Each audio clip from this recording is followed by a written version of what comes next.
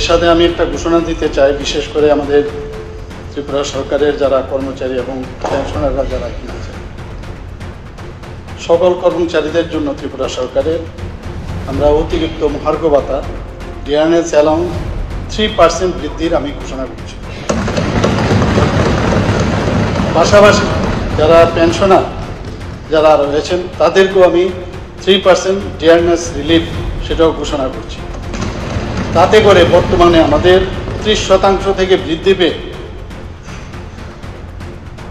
সেটা 33% হবে এবং এটার এফেক্ট হবে এই 1 এপ্রিল 2025 থেকে।